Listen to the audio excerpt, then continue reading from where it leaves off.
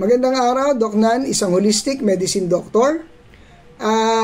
Tutuloy po natin yung part 3 ng ating pagkain na dapat iwasan.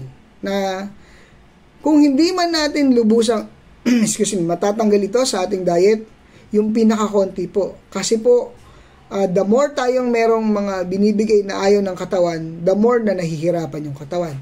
So, ibig sabihin, mas madali po tayong nanghihina, yung mga sakit natin, kung meron man, mas matagal tayong nakaka-recover.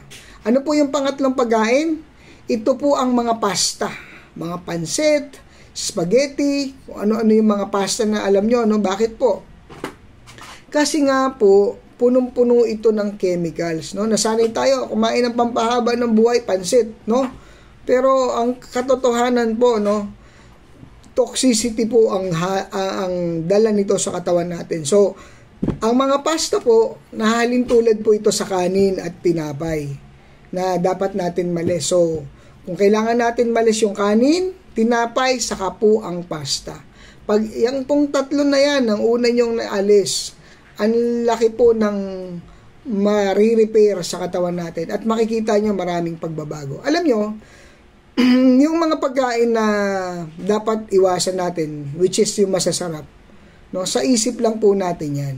Pag yan po naintindihan natin, nag-sink in sa utak natin na ito pala masama. Parang ganito, no? Meron kayong kinakain, lason pala. Hindi mo pala alam lason na darating yung oras, puputok or magiging mararamdaman na ng katawan nyo. Di ba ititigil nyo pa na? So, the same thing po dito sa mga binabanggit natin, no? Pangatatlo na yung binabanggit natin, no?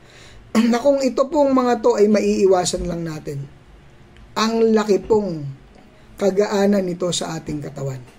Ang laking benefits sa katawan natin na ganun lang naman po dapat yung mind setting po natin, itaas natin. Kasi, kung talagang gusto natin ng pagbabago, kailangan talaga po isa puso at isipan natin. Ibig sabihin, no, ganyan po ka-powerful yung brain. Kapag nag-sink in sa utak nyo na ito palang mga ito ay bawal sa akin, masama sa katawan ko, na kahit pala masarap ito pala ay nakakasira sa akin, hindi na po natin ipipilit. Okay? So, yun po, no, yun po yung pangatlo. So, abangan po yung next video kung ano yung ating pang-apat na dapat nating iwasang pagkain. Inuulit ko po, no, bukas na isipan. Kasi kung sarado po yan, walang papasok na tama. Hanggang sa susunod na video, Doc Nan.